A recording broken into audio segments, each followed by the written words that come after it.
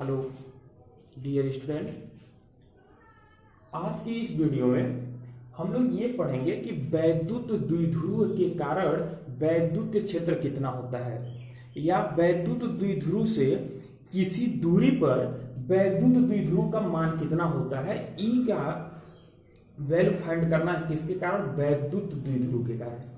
अभी तक हम लोगों ने ये किया कि एक आवेश के कारण क्या चीज होता है, फिर हमने ये जाना कि 1/4 Q/R² होता है। अब ये जानना है आपको कि अगर कोई वैद्युत द्विध्रुव है तो उसके कारण उसके मध्य बिंदु से r दूरी पर वैद्युत क्षेत्र की तीव्रता कितनी होती है।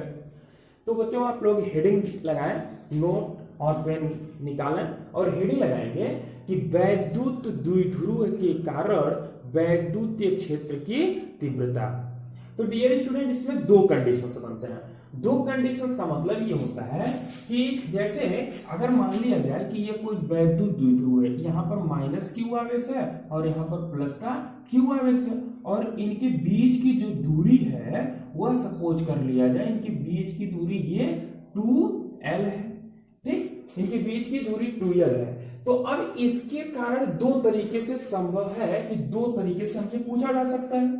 एक तो ये कि इसका ये मध्य बिंदु O है, तो इस मध्य बिंदु O से R डिस्टेंस पर इसी के डायरेक्शन में हमसे पूछा जा सकता है। यहां पर एक बिंदु P है, यहां पर एक पूछा जा सकता है, इसी दिशा में पूछा जा सकता है। और दूसरा हमसे क्या पूछा जाता है, इसके निरक्षीय रेखा पर। निरक्षीय रेखा का मतलब इस रेखा के परपेंडिकुलर यहां कहीं इसके मध्य बिंदु से सपोज कर लीजिए यहां पर एक पूछा जा सकता है। ठीक, तो दो कंडीशंस इसमें बनते हैं, या तो अक्षीय रेखा पर या फिर निरक्षीय रेखा पर। तो हम पहले पढ़ेंगे अक्षीय रेखा पर। तो आप लोग हेडिंग लगाएं कि वैद्युतीय क्षेत्र की तीव्रता, और वो भी किसके कारण, on the axis of dipole, यानी कि डाइपोल के एक्सिस पर। तो हेडिंग लगाएं वैद्युत द्विध्रुव के कारण वैद्युतीय क्षेत्र की तीव्रता या वैद्युतीय क्षेत्र। और उसमें पहला हेडिंग लगाएंगे आप लोग कि अक्षीय स्थिति में, इसको आप ऐसे भी लिख पाएंगे कि अक्षीय रेखा पर, ऐसे लिख दीजिए अक्षीय रेखा पर। तो अब हम इसके लिए क्या करेंगे कि मानेंगे कि माना एक द्विध्रुव है, ये -Q और +Q से ये मिलकर बना है, इसके बीच की दूरी 2L है और इसका मध्य बिंदु क्या है, O है।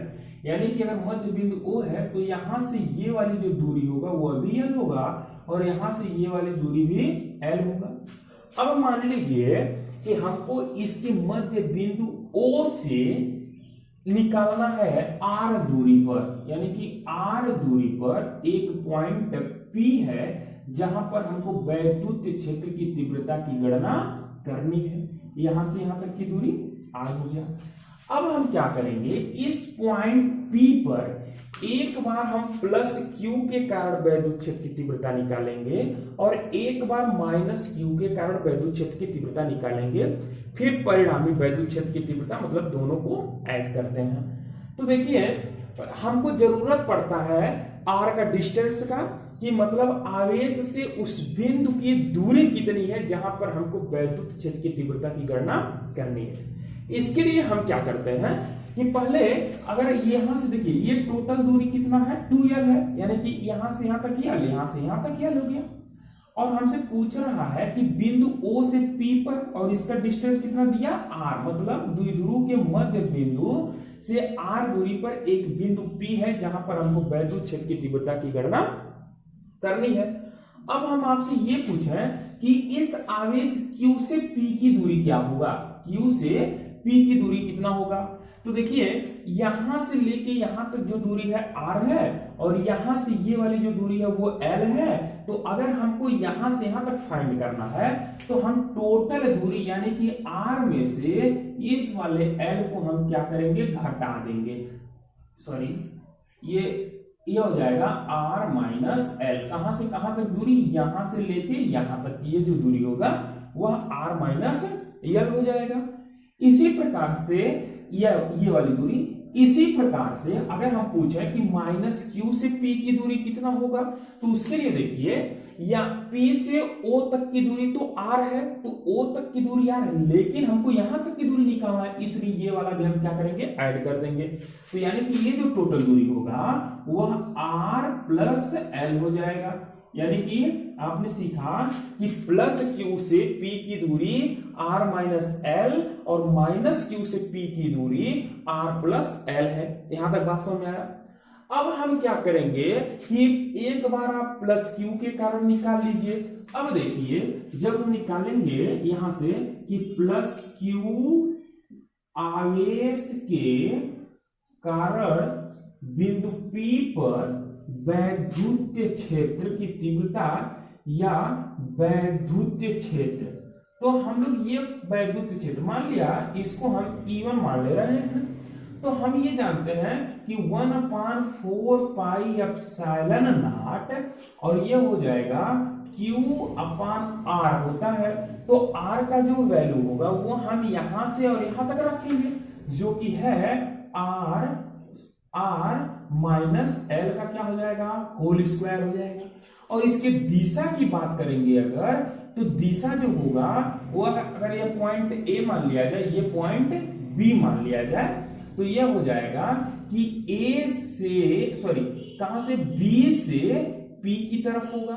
दिशा जो होगा वो किधर होगा, बी से पी की तरफ। अब ऐसा क्यों, क्योंकि देखिए हम ये जानते हैं कि प्लस क्यू आवेश से वैद्युत बल रेखा बाहर की तरफ निकलता है, मतलब उस बिंदु की तरफ निकलेगा। तो हमने डायरेक्शन दिखाया और इसका जो डायरेक्शन होगा वो हो जाएगा E1, इधर डायरेक्शन हो जाएगा। इसी प्रकार से जब हम निकालेंगे माइनस क्यू आवेश के कारण बिंदु P पर वैद्युत क्षेत्र की तीव्रता E2 बराबर, तो ये हो जाएगा 1/4 पाई एप्सिलॉन नॉट, ये Q हो गया बटे, अब यहां से दूरी आप यहां तक की देखेंगे, ये हो जाएगा R प्लस एल का स्क्वायर। अब डायरेक्शन की बात किया जाए, इसमें प्लस माइनस से तो मतलब रहता नहीं, डायरेक्शन आपको देखना होता है। तो इसका जो डायरेक्शन होगा, अब देखिए माइनस क्यू आवेश है ना, तो माइनस क्यू आवेश पे वैद्युत बल रेखा आती है, यानी कि इधर आते हुए दिखाना है, यानी कि इसके कारण जो इस P पर वैद्युत क्षेत्र होगा E2, उसका जो डायरेक्शन होगा वो हो जाएगा इधर, यानी कि E1 का डायरेक्शन उधर, E2 का इधर, E2 का मतलब P से किधर, A की तरफ, P से किधर हो जाएगा, A की तरफ हो गया। अब हम क्या निकालेंगे, अतः बिंदु P पर परिणामी वैद्युतीय क्षेत्र, तो परिणामी वैद्युतीय क्षेत्र का मतलब क्या, E नेट हमको पता करना है। तो E नेट निकालेंगे तो हम क्या करना है, देखो इसका डायरेक्शन चूंकि अपोजिट है, ये E1 का डायरेक्शन उधर है, E2 का डायरेक्शन इधर है, तो हम परिणामी निकालेंगे ना, तो क्या करते हैं कि E1 में से E2 को घटा देंगे, E1 में से E2 को घटा देंगे। अगर दोनों का डायरेक्शन सेम होता तो हम E1 में E2 को जोड़ते हैं, लेकिन डायरेक्शन अपोजिट है, इसलिए बड़े वाले में से छोटे वाले को घटाते हैं। अब बात ये आता है, क्या सर हम E1 में से ही E2 को घटा सकते हैं, E2 में से E1 को नहीं घटा सकते? आप घटा सकते हो, लास्ट में साइन का लफड़ा हो जाएगा जी। अब क्या करते हैं, अब ये आता है कि मैंने E1 से ही क्यों घटाया। अभी हम आपसे पूछेंगे, बता दो कि E1 बड़ा कि E2 बड़ा, ये पूछें भाई। देखो सॉल्व करना है तो आप क्या करोगे कि हमेशा बड़े वाले में से छोटे वाले को घटाया जाता है, हमको ये पता होना चाहिए कि E1 बड़ा कि E2 बड़ा। तो सिंपल है यार, देख लो क्या बड़ा, E1 बड़ा होगा। कैसे, ये देखो ये R माइनस एल है, तो जब ये R माइनस एल है तो इसका मतलब ये दूरी छोटा है, और R प्लस यानी कि R में प्लस को ये जोड़ा गया ना, तो ये वाला दूरी बड़ा। अब सुनो, अगर ये वाला वैल्यू छोटा होगा तो E1 का वैल्यू बड़ा होगा, क्या आ रहा है, एंटी प्रोपोर्शनल है। तो अगर ये दूरी छोटी तो ये क्या बड़ा है, इसीलिए यह E1 क्या है, बड़ा है, इसीलिए हमने E1 में से E2 को घटाया। अब वैल्यू रख दो, सॉल्व कर दो जी। E1 का वैल्यू क्या है, 1/4 pi epsilon not Q/R minus L का होल स्क्वायर, माइनस E2 का वैल्यू है 1/4 पाई एप्सिलॉन नॉट Q/, ये क्या चीज हो जाएगा, तो ये हो जाएगा R प्लस एल का होल स्क्वायर। अब सुनो 1/4πε0 और Q देख लीजिए कॉमन मिल रहा है, ये दोनों में तो हमने कॉमन ले लिया। अब यहां से बचेगा 1/r-l का होल स्क्वायर और इधर से हो जाएगा 1/r+l का होल स्क्वायर हो गया। अच्छा ये हो गया। अब हम क्या करें, इसी को सॉल्व कर दें। अगर सॉल्व करेंगे तो इसको नोट कीजिए, हम यहां से मिटाएं, जल्दी से इसको आप लोग नोट कर लें ताकि ऊपर जगह मिला हमें। बस सब सॉल्व करना है इसको। फिगर ध्यान में, फिजिक्स सबसे आसान सब्जेक्ट है, बस आप लोग मेहनत से पढ़िए और रेगुलर बेस पर पढ़िए, थोड़ा ही पढ़िए। ये फिगर को भी रहने देते हैं, इधर सॉल्व करते हैं। हाँ तो सॉल्व किया जाएगा तो ये देखिए, यानी कि जो ई नेट मिलेगा, ई नेट हमको क्या मिल जाएगा, ई नेट अगर मिलेगा देखिए, अब हम 1/4πε0 और इसको जब सॉल्व किया जाएगा ना तो क्रॉस मल्टीप्लिकेशन कर दो, इसका गुणा यहाँ, इसका गुणा यहाँ।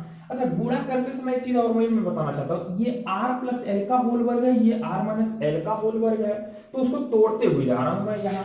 तो ये हो जाएगा, यह एक बार लिख ही देता हूं, ये हो जाएगा r+l का होल स्क्वायर और ये हो जाएगा माइनस का r-l का होल स्क्वायर अपान ये जो नीचे लॉस क्या मिलेगा, r-l का होल स्क्वायर इंटू r+l का होल स्क्वायर। अब सॉल्व करेंगे, ये देखो क्यू भूल गया, 1/4πε0 क्यू अंदर सॉल्व करेंगे तो ये देखिए r² प्लस l, भाई ये a प्लस b का होल वर्ग है ना, r² प्लस l² प्लस का 2rl। इसी तरह ये होगा, ये इधर देखिए हो जाएगा r-l का होल स्क्वायर, लेकिन चूंकि इसके पहले माइनस है इसलिए जो प्लस होगा वो माइनस कर दे रहा हूं, जो माइनस है वो प्लस, यानी कि हो जाएगा माइनस का r² माइनस का l² और प्लस का 2rl हो गया और ये हो जाएगा बटे, ये देखो r-l का होल स्क्वायर और ये मिल रहा है r+l का होल स्क्वायर। अच्छा इसको हम चाहे तो ऐसे लिख सकते हैं क्या कि r-l इंटू r+l का होल स्क्वायर। अभी देखिए ये वर्ग अगर हटाओगे तो इस पर भी आ जाएगा और इस पर भी आ जाएगा। फिर और भी अब सॉल्व कर दो, जी आंसर आ गया है आपका। अब क्या होगा, यहां से हम ये लिखेंगे 1/4πε0 क्यू, तो ऐसे ही रहेगा। अंदर हमको क्या मिलेगा, ये देखिए r² प्लस का r² माइनस से cancel, l² plus l² minus cancel. अब यहाँ आ गया 2rl मिला करके कितना हो गया, ये हो गया 4rl बाई इधर देखिए हम इसको लिख सकते हैं ना r² माइनस l का स्क्वायर का होल स्क्वायर। देखो क्यों, अंदर हमको क्या मिल रहा है, एक क्वेश्चन में r-l है, दूसरे में r+l है, तो यानी कि a minus v into a plus b का फॉर्मूला बनता है जो कि a² माइनस b² होता है।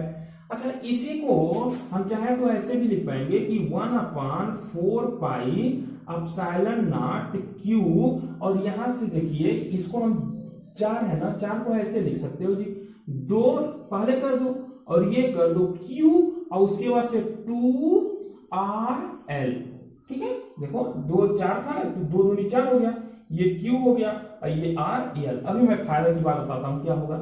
अब हम इसको लिखेंगे r² माइनस का l² का होल स्क्वायर, साइड में सॉल्व कर लेते हैं। अब ये हो जाएगा, ये 1/4πε0 और ऊपर हम लिखेंगे 2p/r² माइनस l²। अब ये आता है सर ये कहां से p आप लिखते हैं, आसान है जी, ये देखो ये जो ये 2 है ना, इसको हम लिख सकते हैं ये जो q है और गुणे 2l है, इसी के बराबर तो क्या होता है p होता है, और p को आप क्या बोलते हो, वैद्युत द्विध्रुव आघूर्ण, वैद्युत द्विध्रुव आघूर्ण। ठीक है ना, वैद्युत द्विध्रुव, जैसे ये जहां q रहता है 2l रहता है वही तो p होता है, तो हमने लिख दिया। अब यहां से यानी कि ई नेट आपका वैल्यू आ गया। अब देखो यहां से ये सपोज करेंगे कि यदि r is greater then L, यानी कि जिस दूरी पर हमको वैद्युत क्षेत्र की तीव्रता की गणना करनी है वह वैद्युत द्विध्रुव के लंबाई से बहुत बड़ा है, तो उस स्थिति में हम द्विध्रुव की लंबाई को नगण्य मानते हैं और उसका यल को छोड़ देते हैं। तो इस कंडीशन में जो आपका ई नेट मिलता है, ई नेट वह मिलेगा 1/4 पाई एप्सिलॉन नॉट 2p अपान, ये देखो इस पे हमने स्क्वायर करना भूल गया, ये हो गया। अब देखिए जब हम इसको सॉल्व करेंगे, इस पे r जरूर लिखिएगा, ठीक है ना, r का ये हम भूल गया था मैं r लिखना, ये वाला जो r है वो तो लिखा ही जाएगा। अब देखिए l को हम यहाँ छोड़ देंगे क्योंकि बहुत छोटा है, तो जब छोड़ देंगे तो यह r पर पावर हो जाएगा 4, ठीक है, ये ऊपर तो r रहना करेगा, r पर पावर 4 हो जाएगा। कैसे, यहां से देखिए क्या चीज हो जाएगा, भाई l आप छोड़ोगे ना तो ये 2 वाला पावर अब इस पे आएगा तो 2 दूनी हो जाएगा नीचे 4। अब देखो इसकी एक पावर से एक कैंसिल, यानी कि फाइनली जो हमको मिला E net is equal 1/4 pi epsilon naught 2p upon r Q, ये हमारा फाइनल प्रूफ है। और ये दिशा, इसका पूछा जाए दिशा किधर होगा, तो दिशा पता है आपको कि किधर से किधर होगा, ऋण से धन की तरफ होगा। जल्दी से आप इसको नोट करें।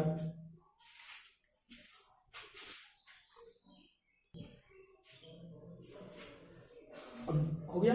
दूसरा हेडिंग हम लोग ये लगाएंगे कि निरक्षीय रेखा पर, यानी कि वैद्युत द्विध्रुव के कारण उसके निरक्षीय रेखा पर वैद्युत क्षेत्र या वैद्युत क्षेत्र की तीव्रता। तो आप लोग दूसरा लगाएंगे निरक्षीय रेखा पर, निरक्षीय रेखा पर। ये निरक्षीय रेखा पर क्या है, जैसे अगर मान लिया जाए कि ये मान लिया गया कि AB कोई वैद्युत द्विध्रुव है, AB कोई वैद्युत द्विध्रुव है जिसके आवेश -q और +q है, -q और +q है, जिसकी लंबाई 2l है, 2l है, यानी कि इसका मध्य बिंदु अगर O मानेंगे तो यहां से लेके ये वाली दूरी l, फिर इधर भी l, यानी कि इसकी लंबाई क्या हो गया 2l, l आधा l आधा, ठीक। मान लिया कि इसके मध्य बिंदु O से इसकी निरक्षीय रेखा पर, यानी कि इसके परपेंडिकुलर, ये निरक्षीय रेखा पर इससे r दूरी पर कोई बिंदु P है जहां पर हमको वैद्युत क्षेत्र की तीव्रता की गणना करनी है। इसके लिए हम ये मान लेंगे, हमको तो जब फाइनली लगाएंगे तो हमको तो ये वाली दूरी चाहिए होता है, हमको तो दूरी ये वाला चाहिए होता है। अच्छा, अब हम क्या करेंगे कि वही फिर करेंगे, एक बार -q आवेश के कारण यहां पर निकाला जाएगा वैद्युत क्षेत्र की तीव्रता, एक बार +q आवेश के कारण निकाला जाएगा और फिर दोनों को ऐड किया जाएगा। अब ये मान लिया जाए ना कि ये जो एंगल है वो थीटा है, तो ये एंगल थीटा है तो समान दूरी है, तो ये वाला भी एंगल कितना होगा, थीटा ही होगा। अब देखिए +q आवेश के कारण जब आप यहां पर वैद्युत क्षेत्र की तीव्रता निकालेंगे तो इसका डायरेक्शन इधर होगा, ठीक, इसका डायरेक्शन इधर होगा, किधर से किधर, B से P की तरफ निकलेगा ना, उधर जाएगा, क्योंकि ये +q आवेश है तो बाहर की तरफ दिखाएंगे। अब यह आता है ये -q है, तो -q के कारण जो वैद्युत क्षेत्र की तीव्रता यहां पर होगा वह इधर हो जाएगा। ये सपोज कर लिया जाए कि E1 है और ये वाला क्या हो जाएगा, E2 हो जाएगा, ठीक है, ये E1 है तो ये वाला क्या चीज हो जाएगा, E2 हो जाएगा।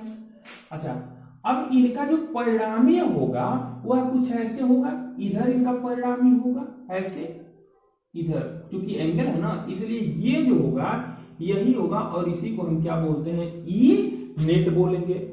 जैसे एक वेक्टर अगर मान लो इधर है, दूसरा वेक्टर ऐसे है किसी एंगल थीटा पर, तो इन दोनों वेक्टरों का जो परिणामीय वेक्टर होता है वह दोनों के कटान बिंदु से होकर जाएगा। मतलब ये जो होता है, ये अगर ये वेक्टर ए है, ये वेक्टर बी है, तो ये वेक्टर आर, इन दोनों का क्या होता है, परिणामी होता है।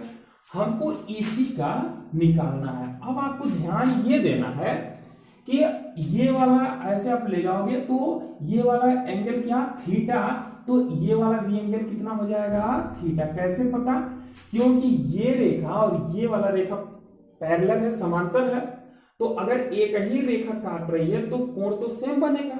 इसी तरीके से ये वाला भी एंगल क्या हो जाएगा, थीटा हो जाएगा। अब हम क्या करेंगे कि जो Q के कारण यहां पर उत्पन्न होगा वैद्युत क्षेत्र, वह दो घटकों में वियोजित होगा। एक क्या चीज होगा कि एक होगा इसका लंबवत घटक, ये हो जाएगा E sin थीटा, और एक होगा यह लंबवत घटक हो गया, एक क्या होगा इसका क्षैतिज घटक इधर होगा जो कि होगा E cos थीटा। ठीक, ये हो जाएगा E cos थीटा। आप लोग ऐसे कर सकते हो, ये E1 sin थीटा, ये क्या हो जाएगा E1 cos थीटा। नहीं समझ अच्छे समझ लो, ये जो घटक है E1, इसको दो घटकों में हम वियोजित करेंगे तो इसका लंबवत घटक E1 sin थीटा ऊपर की तरफ होगा, और जो क्षैतिज घटक होगा E1 cos थीटा वो इधर होगा। इसी प्रकार से जब आप E2 का निकालोगे तो E2 का मतलब यही है ना, ये वाला है, तो जब आप इसका ऊर्ध्वाधर घटक निकालोगे तो ये कुछ ऐसे नीचे आएगा, और ये वाला क्या चीज हो जाएगा, ये हो जाएगा E2 sin थीटा, और ये वाला जो इसका क्षैतिज घटक होगा वो अभी इधर ही होगा, और ये क्या चीज हो जाएगा, ये हो जाएगा इधर भी E2 sin theta, sorry E2 cos theta. मतलब दोनों का जो क्षैतिज घटक होगा वह एक दिशा में होगा, और जो ऊर्ध्वाधर घटक होगा वह एक का ऊपर होगा तो दूसरे का नीचे होगा। अब चूंकि आवेश की मात्रा समान है और ये जो दूरी है, लेट कर लिया जाए, ये जो दूरी है वो x है, ये वाली जो दूरी है यहां से लेकर के यहां तक वो कितना है, x है। तो दोनों के लिए x का मान समान होगा, और दोनों के लिए ये मैग्नीट्यूड सेम होगा, इसलिए इनके ऊर्ध्वाधर घटक एक दूसरे से कट जाएंगे, जबकि क्षैतिज घटक क्या होंगे, जुड़ जाएंगे। यानी कि यहाँ आप ऐसे फिगर को ध्यान से बनाएं, फिगर बनाने के बाद से हम लिखेंगे कि E1 व E2 के ऊर्ध्वाधर घटक परस्पर विपरीत दिशा व समान परिमाण होने के कारण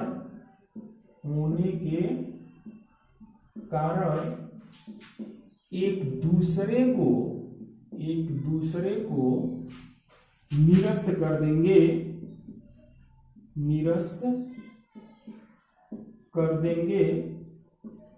जबकि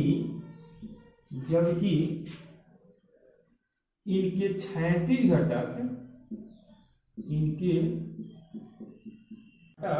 ये वाला क्षैतिज घटक E1 cos theta E2 cos theta, क्षैतिज घटक एक दिशा में होने के कारण परस्पर जुड़ जाएंगे। यानी कि E नेट जो होगा, E नेट बराबर क्या हो जाएगा, ये हो जाएगा E1 cos थीटा और प्लस का क्या हो जाएगा E2 cos थीटा। भाई इधर क्षैतिज घटक आ रहा था तो E1 cos theta E2 cos theta दोनों का डायरेक्शन है कि इसलिए जुड़ गया। अब हम इसको लिख पाएंगे कि E दोनों का वैल्यू समान होगा, यानी कि E1 cos थीटा और E2 cos थीटा दोनों को मिला के हम लिख सकते हैं 2E cos थीटा। क्यों? क्योंकि E1 बराबर E2 है और इसको हमने क्या मान लिया, E मान लिया। अच्छा, कैसे E1 और E2 बराबर है? क्योंकि दोनों के आवेश का मान बराबर है, बिंदु P से आवेश की दूरी बराबर, तो सब चीज सेम है, इसलिए E1 बराबर क्या होगा, E2 हो जाएगा। अब हम क्या करेंगे कि ये देखिए ये हो जाएगा 2, E1 का जब वैल्यू आप निकालोगे ना तो 1/4 पाई एप्सिलॉन नॉट Q/x, मान लो हमने यहाँ x माना है तो ये हो जाएगा x स्क्वायर और ये हो जाएगा cos थीटा हो गया। इसको हम और सॉल्व करेंगे तो हमको क्या मिलेगा, इसको हम ऐसे भी लिख पाएंगे कि 1/4 pi epsilon not 2Q/x square और cos थीटा। इसको हम इक्वेशन नंबर मान लें फर्स्ट। अब हमारा काम क्या होगा कि हम x का वैल्यू निकालना और cos थीटा का वैल्यू निकाल के यहीं पर पुट करना। तो निकालते हैं, इसको सॉल्व कीजिए, जल्दी नोट कीजिए, फिर निकाल दीजिए। हो गया। जिसको भी नहीं समझ में आता है वो लोग कमेंट बॉक्स में अपना कमेंट कर दिया करें, ताकि नेक्स्ट वीडियो से उसका सुधार हो सके। मैं थोड़ा लिखना कम, आप लोग जरूर लिखा कीजिए। अगर नहीं समझ में आता है तो पूछ लिया कीजिए फिर कमेंट बॉक्स के थ्रू, ठीक है। अब हम लोग इसको यही छोड़ते हैं, नेक्स्ट बढ़ते हैं, इसमें जरूरत पड़ेगा, इसको हम पूरी नहीं मिटाते हैं। अब देखिए, अब जब हम निकालेंगे ये ई नेट इसी में पुट करेंगे। अब देखो कैसे निकलेगा। यह एक त्रिभुज है ओ बी और पी में, चाहे इस त्रिभुज से निकाल लो या इस त्रिभुज से। तो हम लिखेंगे कि त्रिभुज किसमें ऐसे आप कर लो, पी ओ बी में आपको क्या मिलेगा, यह इसका आधार है, ये लंब है और ये कर्ण है।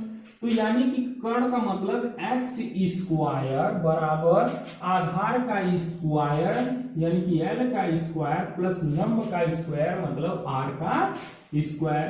आपको x बराबर मिल गया।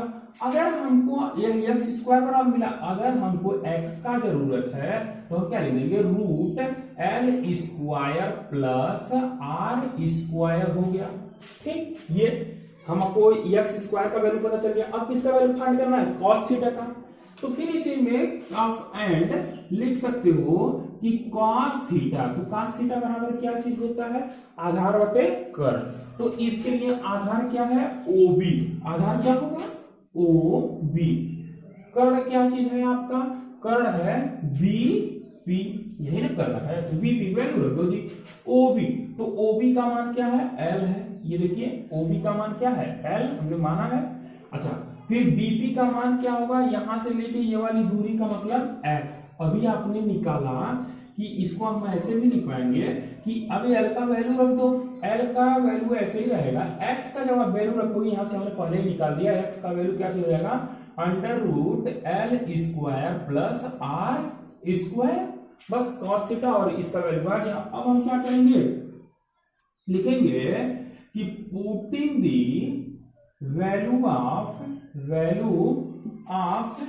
X and cos theta in equation first, मतलब समीकरण 1 में ये किसका, एक्स का और कॉस थीटा का मान रखने पर रख दो। तो क्या चीज हो जाएगा, ये हमको फाइनली मिलेगा E net is equal 1/4 pi epsilon naught 2q, ठीक, 2q और बटे क्या चीज, एक्स स्क्वायर में। तो एक्स स्क्वायर, तो एक्स स्क्वायर का वैल्यू हमने क्या निकाला है, एक्स स्क्वायर का वैल्यू हमने निकाला L square plus R square और क्या चीज, इंटू कॉस थीटा, और यहाँ गुणे कॉस थीटा। तो कॉस थीटा का वैल्यू क्या चीज जाएगा, L upon under root L square plus R square. बस अब इसी को सॉल्व करके हमारा जो व्यंजक है वो लाएंगे। सॉल्व हो गया। कैसे, ये देखिए, इसको हम लिख पाएंगे कि E net is equal 1/4 pi epsilon naught, और ये देखिए इसको हम ऊपर लिखेंगे 2, ऐसे लिख सकते हैं क्या इसको, Q गुणे 2L, ये Q और ये 2 और ये L बटे, इस पर देखिए L square plus R square पर पावर 1/2 है, इसको करने में तो 1/2 लगा सकते हैं, और इस पर जो पावर है वो 1 है। तो यानी कि फाइनली ये नीचे आ जाएगा L square plus R square whole power जो होगा वो 3/2 हो जाएगा। समझना चाहिए आपको कि इस पर 1/2 है, इस पर कितना है 1/2, और यहाँ क्या है 1 है। भाई करने का मतलब 1/2 होता है ना, तो 1/2 और ये वाला पावर जोड़ोगे तो वो 3/2 आ गया। इसी को हम फिर लिख सकते हैं कि E net is equal 1/4 pi epsilon naught, देखिए Q गुणे 2L को हम क्या बोलते हैं, P बोलते हैं, और नीचे हो जाएगा L square plus R square to the power 3/2। फिर आप समझ सकते हो कि ये जो Q गुणे 2L है इसी को हम क्या बोलते हैं, P बोलते हैं, इसलिए हमने लिखा। फिर अब हम यहाँ क्या लिख देंगे, लिखेंगे कि यदि यल या ऐसे R is greater than is greater than is greater than L, यानी कि ये जिस दूरी पर वैद्युत क्षेत्र की तीव्रता पूछ रहा है वह इसकी लंबाई की तुलना में बहुत ज्यादा है, तो उस कंडीशन में हम इसकी लंबाई एल को छोड़ देते हैं, केवल किस पर सर्च करते हैं हम आर पे। यानी कि अब ये जो होगा ई नेट ये हो जाएगा 1/4 pi epsilon naught P upon R Q.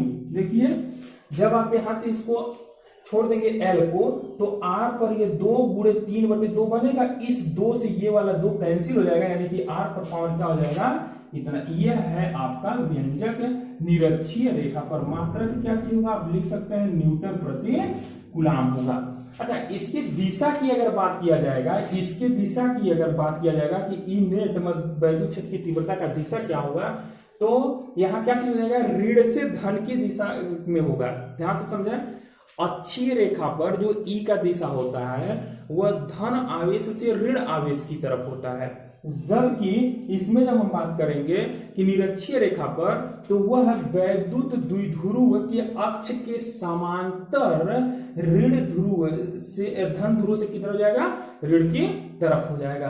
तो इसको नोट करें, फिर कुछ इंपॉर्टेंट पॉइंट पढ़ते हैं।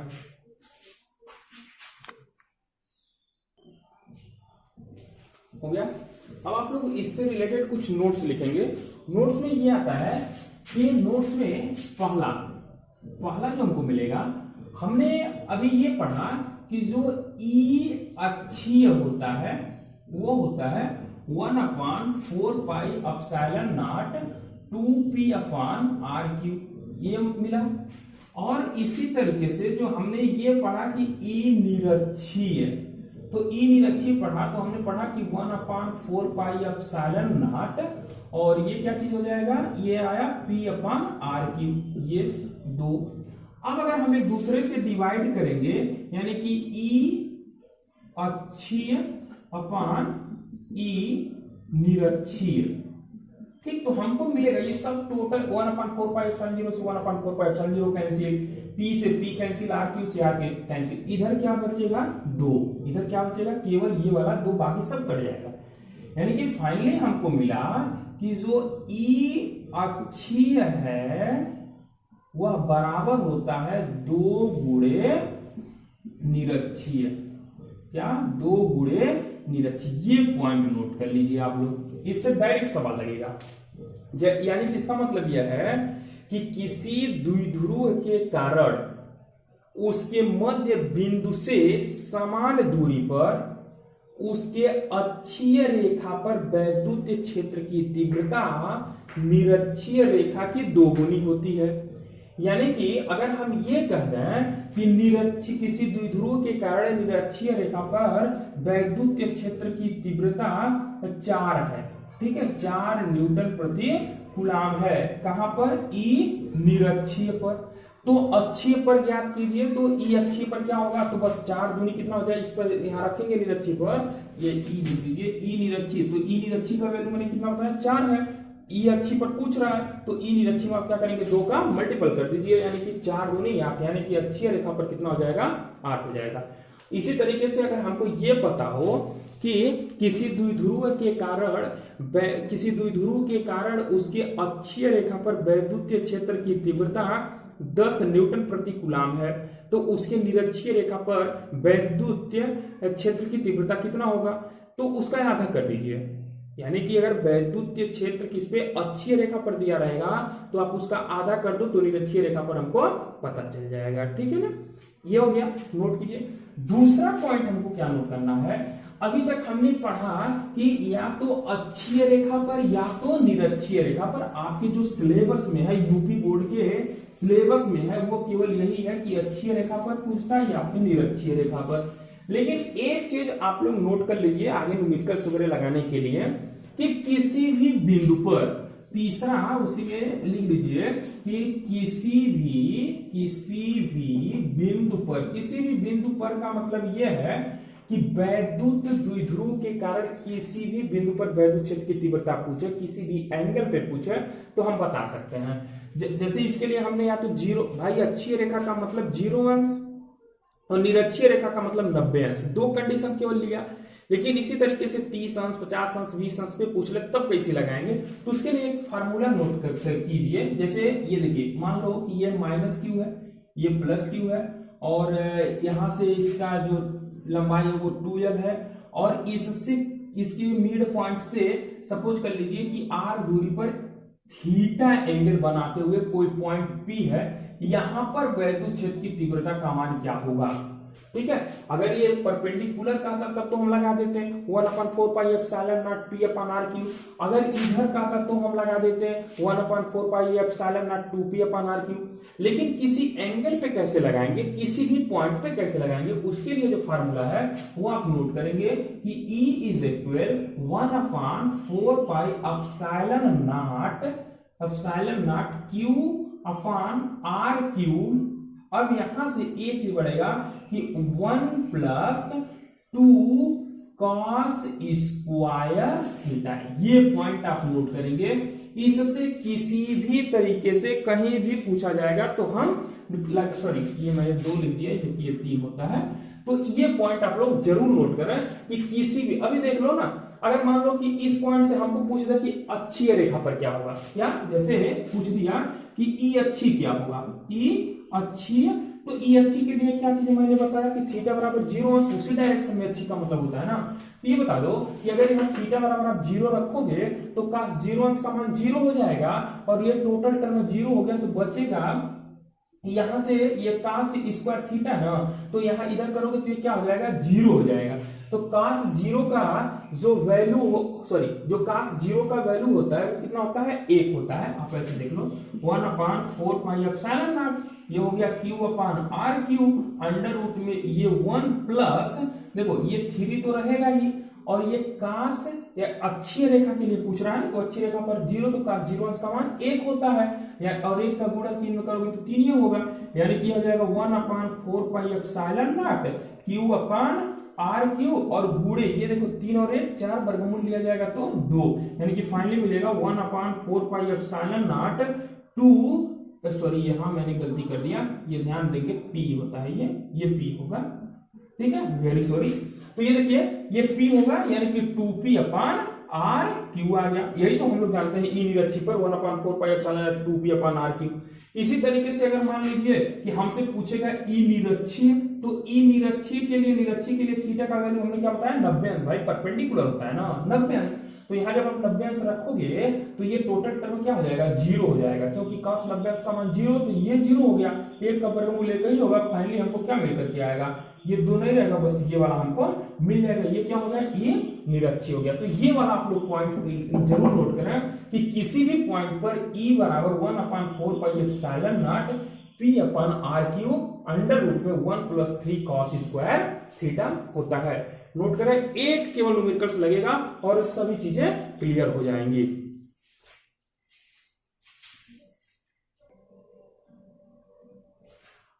हाँ, ये तो एक क्वेश्चन हम लोग सॉल्व करते हैं जो एनसीईआरटी में है। क्वेश्चन आप लोग देख लेंगे, उदाहरण का क्वेश्चन है, दिया हुआ है कि ±10 माइक्रोकूलाम के 2 आवेश एक दूसरे से 5 मिलीमीटर दूर पर स्थित हैं।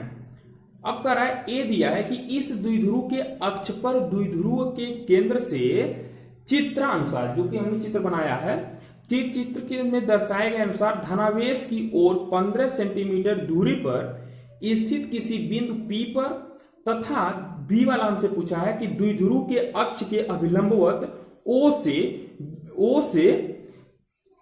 चित्र 1.2 ऐसे दिया है, चित्र जो हमने बनाया है के अनुसार वाली रेखा 15 सेंटीमीटर दूर पर स्थित किसी बिंदु Q पर वैद्युत क्षेत्र की तीव्रता ज्ञात कीजिए। यानी कि ये जो पॉइंट है, ये वाला पॉइंट O है और ये पॉइंट उसने Q दे दिया है। अच्छा एक मिनट, ये वाला P दिया है, ये O ही है, ये भी O है, और ये वाला जो पॉइंट दे दिया वो Q दे दिया। फिर आप अब अपने से समझे क्या सवाल कर रहा है। सवाल यह है हमारा कि एक वैद्युत द्विध्रुव AB है जिसकी लंबाई उसने दिया 5 मिलीमीटर, और कह रहा है कि इसके मध्य बिंदु O से यह प्लस आवेश की तरफ इसके मध्य बिंदु O से 15 सेंटीमीटर की दूर पर एक बिंदु P है जहां पर हमको वैद्युत क्षेत्र की तीव्रता की गणना करनी है। ठीक, दूसरा कि उसने इसीलिए यह कहा है कि वही आवेश है, वही द्विध्रुव है, लेकिन इसके निरक्षीय रेखा पर यानी कि 15 सेंटीमीटर की यहाँ दूरी पर यहाँ पर वैद्युत क्षेत्र की तीव्रता की गणना करना है। बहुत आसान है।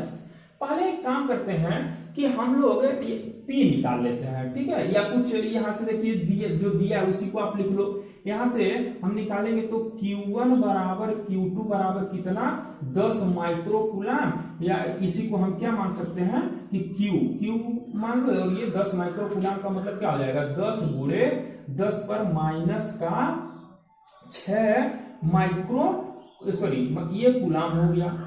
इसी प्रकार से अब क्या दिया हुआ, इनके बीच की दूरी जिसको हम लोग क्या मानते हैं 2l मानते हैं, वह कितना दिया है 5 मिलीमीटर, यानी कि ये हो जाएगा 5 गुणे 10 पर माइनस 3 मीटर हो गया। जो हम लोग दूरी r मानते हैं अपने फार्मूले में, तो r का मतलब मध्य बिंदु से वह दूरी जहां पर हमको वैद्युत क्षेत्र की तीव्रता की गणना करनी है, और ये कितना दिया हुआ है 15 सेंटीमीटर, या मीटर में इसको बदलोगे तो ये हो जाएगा 15 गुणे 10 पर माइनस 2 मीटर हो गया। अब देखो इस कंडीशन के अनुसार से ये लग रहा है कि ये कैसा है अक्षीय रेखा, और ये क्या है निरक्षीय रेखा पर है। तो पहले ए वाला हम ये तो दोनों के लिए आंकड़े वही होंगे, हम पहला वाला सॉल्व करते हैं। तो पहले वाले सॉल्व करने के लिए हम ये जानते हैं कि ई अक्षीय जो होता है वह उसका फार्मूला होता है 1/4 पाई एप्सिलॉन नॉट 2p/r³। तो फ्रेंड इस फार्मूले में हमको इसका वैल्यू पता है 9 गुणे 10 पर पावर 9 होता है, r का वैल्यू पता है हमको 15 सेंटीमीटर या 15 गुणे 10 पर माइनस 2 मीटर, लेकिन हमको p का वैल्यू पता नहीं है। तो p का वैल्यू हम पहले फाइंड कर लें। p बराबर होता है q गुणे 2l, तो q का वैल्यू कितना आप रख दो 10 गुणे 10 पर माइनस का 6, ठीक, और गुणे 2l, तो 2l के बीच की दूरी जो कि 5 मिलीमीटर, या आप लिख सकते हो 5 गुणे 10 पर माइनस 3। सॉल्व करेंगे तो 5 दहाई में क्या हो जाएगा, ये हो जाएगा 50, और गुणे 10 पर 6, और ये 3 माइनस का 9 हो गया। और भी हम चाहे तो इसको लिख सकते हैं कि 5 गुणे 10 पर माइनस का 8 लिख सकते हो। एक जीरो है जो ना, इस पे जब आप ले जाओगे तो इसमें एक जुड़ेगा, ये हो गया। इसका ये p अगर पूछा जाता तो भी हम निकाल लेते हैं। ये क्या चीज हो गया कूलम मीटर। अब हम सूत्र जानते हैं कि E अक्षीय बराबर कितना होता है, अब वैल्यू रख दो, आंसर आ गया। इसका जो वैल्यू है वो कितना होता है 9 गुणे 10 पर पावर 9, और ये हो गया 2, और P का जो वैल्यू हमने निकाला वह कितना निकाला 5 गुणे 10 पर माइनस का 8, ठीक है, ये 5 गुणे 10 पर माइनस का 8 हो गया बटे RQ। तो RQ का वैल्यू हो जाएगा ये कि 15 गुणे 10 पर माइनस 2 का होल क्यूब। अब सॉल्व कर दिया जाए, सॉल्व किया जाएगा तो एक काम करो, अभी इसको रहने दो, 9 गुणे 10 पर सॉरी हाँ ऐसे लिख देते हैं, 9 गुणे ये 2 गुणे 5 गुणे ये 9, और ये 9 प्लस का है ये 8, यानी कि ये कितना हो जाएगा बचेगा 10। समझ में आ रहा है सबको? ये 10 पर क्या है 9 घात, 10 पर माइनस 8 घात, तो जब गुणा करते हैं तो घातों को जोड़ते हैं, तो ये 9 में से जब आप 8 को घटाओगे कितना आएगा, यानी कि 10 बचेगा। और नीचे हम क्या लिख सकते हैं कि 3 बार, यानी कि 15 गुणे 15 गुणे 15 का होल क्यूब, और 10 पर माइनस 2 का करेंगे होल क्यूब, तो ये हो जाएगा 10 पर माइनस का 6। अब अगर हम सॉल्व करेंगे, ये देखिए ये 5 से ये वाला 5 कम 5 तिहाई 15, फिर ये देखिए 3 एक कम 3 3 3 का 9 हो गया। अब ये जो आया ऊपर कितना आ रहा है, ऊपर आ गया 6 बटे ये 15, और नीचे ये 15 गुणे 15 का मतलब ये 225, और गुणे ये देखा यहाँ 10 पर कितना घात है, ऊपर 1 घात है, और 10 पर यहाँ कितना है -6 घात। तो जब ये ऊपर जाएगा -6 तो 1 घात इसमें ऐड हो जाएगा, यानी क्या हो जाएगा 10 पर 7 घात। अब फ्रेंड जब इसको आप सॉल्व करेंगे, अपना घर पे सॉल्व कीजिए, तो जब आप सॉल्व करेंगे तो इसका वैल्यू मिलेगा 0.0266 गुणे 10 पर पावर 7, ठीक है, इतना मिलेगा। या हम इसी को लिख सकते हैं, ये दो, इसको देखिए दो, फिजिक्स का नियम क्या है, फिजिक्स का नियम ये है कि दशमलव के पहले यानी कि दशमलव के बाएं तरफ एक अशून्यंक का होना जरूरी है, जबकि यहाँ शून्य। तो हम जब दो को ना दशमलव के बाएं तरफ लाते हैं तो जितना बाएं तरफ लाते हैं उतना इस पे ऋण आवेश आ जाता है, यानी कि ऋण घात आ जाता है। तो ये क्या हो जाएगा, दो हम लाएंगे, देखिए दशमलव यहाँ लगा तो 1 2 दो अंक हम इधर ला रहे हैं ना, तो ये हो जाएगा 2.66 और गुणे 10 पर कितने अंक आप इधर लाए हैं, 2, तो इसमें से 2 घटा दीजिए, यानी कि 10 पर ये क्या हो जाएगा 5 न्यूटन प्रति कूलम। यही आपका आंसर है, दिस इज योर आंसर। ई का जो वैल्यू होगा वो इतना आ जाएगा निरक्षीय पर, ठीक, नोट कीजिए। इसी तरीके से अब हम ये दूसरा सवाल लगाएंगे। दूसरे सवाल में क्या करना है आपको, ये अक्षीय रेखा पर होगी, एक बार और समझ लें। पहले Q1 Q2 का वैल्यू दिया है बराबर, वो 10 माइक्रो कूलम है, हमने नोट कर लिया। 2L के बीच की दूरी होता है 5 mm दिया, इसको मैंने मीटर में बदल लिया। मध्य बिंदु से P की दूरी दिया है, वो अभी हमने कर लिया। अब क्या आता है कि P हमने पहले ही फाइंड कर लिया, क्योंकि दोनों में P की रिक्वायरमेंट आएगी। P को हमने फाइंड किया तो 5 × 10 पर -8 है, कूलम मीटर आ गया। अब हमने क्या किया कि E अक्षीय वाला जो फार्मूला होता है उसको लगा दिया, 1/4πε0 2P/r3। P का वैल्यू यहां से रख दिया, R का वैल्यू दिया है, टोटल सॉल्व किया और 5 न्यूटन प्रति कूलम आ गया। अब इसी में जो दूसरा क्वेश्चन है उसको सॉल्व किया जाए। दूसरा क्वेश्चन देखिए, P का वैल्यू ये 5 × 10 पर -8 था, याद कीजिएगा, हमने तो मिटा दिया, ठीक है। अब देखिए इसी फार्मूले में हम लोग लगाएंगे, अब तो और आसान हो गया। अब दूसरा जो पूछ रहा है वह यहाँ पूछ रहा है इस पॉइंट पे, तो करना कुछ नहीं, अलग से कुछ नहीं है, किधर होगा फिर ये इतना आपको बनाने की जरूरत नहीं है। हम क्या लिखेंगे कि E निरक्षीय, E निरक्षीय। तो E निरक्षीय बराबर क्या चीज होता है, 1/4πε0 2P न होकर के क्या होता है P/r3। सबका वैल्यू रख दीजिए आंसर, ये हो जाएगा 9 × 10 पर पावर 9। P का वैल्यू हमने अभी निकाला था कितना, 5 × 10 पर पावर -8 और r3, तो r3 का मतलब क्या चीज हो जाएगा कि 15 × 10 पर -2 का होल क्यूब। सॉल्व कर दीजिए तो ये हो जाएगा 9 × 5 × ये 10, फिर वही कंडीशन होगा, 9 है 8 घट जाएगा, और ये हो जाएगा 15 × 15 × 15, 3 बार कर दीजिए और गुणे इस 10 पर -6।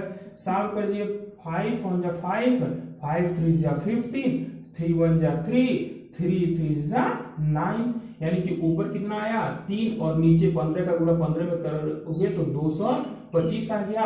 और यहाँ गुणे हम कितना लगाएंगे 10 पर प्लस का 7, क्योंकि 10 पर यहाँ कितना है 1, ये 10 पर -6 जाएगा, तो ये हो गया। अब जब आप इसको सॉल्व करेंगे तो इसको सॉल्व करोगे तो ये आएगा 0.0133 गुणे 10 पर पावर 7, या फिर नियम लगा दो भाई, एक इधर ला दोगे तो 1.33 गुणे 10 पर पावर 2 अंक आप इधर लाए हो ना, 1 अंक 2 अंक इधर दशमलव के बाएं तरफ लाए हो, तो इसमें बाएं तरफ जब अंक को लाते हैं तो घटाते हैं, तो ये हो जाएगा 5 क्या चीज आ गया न्यूटन प्रति कूलम। बस यही आंसर है, ई निरक्षीय पर आ गया, ई अक्षीय पर आ गया। अच्छा एक चीज और भी हम बता दें, जब आपको ई अक्षीय या ई निरक्षीय पता चल जाए, किसी में से एक पता चल जाए तो दूसरा अपने आप पता चल जाएगा। कैसे, जैसे कि अभी हमने तो एक फार्मूला पढ़ा, इसको हम मिटाते हैं, आप लोग नोट कर लीजिएगा, वीडियो को पूछ करके भी नोट कर सकते हैं। देखिए मिटा दिया मैं, कोई बात नहीं। फिर देखिए जैसे भी हमने पढ़ा कि जो यहाँ से शॉर्टकट आप लगा सकते हैं, शॉर्टकट। तो ई अक्षीय जो हमने अभी वैल्यू निकाला था वह आया था बराबर शायद 2.66 गुणे 10 पर 5 आया, ठीक है ना, ये आया था। अच्छा क्या न्यूटन प्रति कूलम। अगर हम जानते हैं कि ई अक्षीय बराबर होता है 2 गुणे ई निरक्षीय, यानी कि अगर अक्षीय हमको पता है तो ये देखो अक्षीय है ना, तो अक्षीय का वैल्यू कितना है 2.66 गुणे 10 पर पावर 5, और ये क्या हो जाएगा 2 गुणे ई निरक्षीय, यानी कि जब आप निकालोगे निरक्षीय, तो ये क्या चीज आ जाएगा, ये हो जाएगा 2.66 गुणे 10 पर पावर 5 बटे 2, यानी कि finally answer 1.33 into 10 to the power 5। तो ऐसे भी आप लगा सकते हो, ये शॉर्टकट है। तो आज का वीडियो तो लंबा हो गया, फिर आप लोग पूरा वीडियो देखा करें, और अब मैं कोशिश करूंगा कि 40-50 मिनट का ही वीडियो बनाने के लिए। और कुछ प्रॉब्लम्स हैं जो अभी मैं सुधार कर रहा हूं, फिर भी आप लोगों के हिसाब से भी जो भी गलतियां दिखती हों, साफ नहीं दिख रहा है या कहीं से भी कोई प्रॉब्लम हो, तो आप लोग कमेंट बॉक्स में कमेंट जरूर करें। धन्यवाद।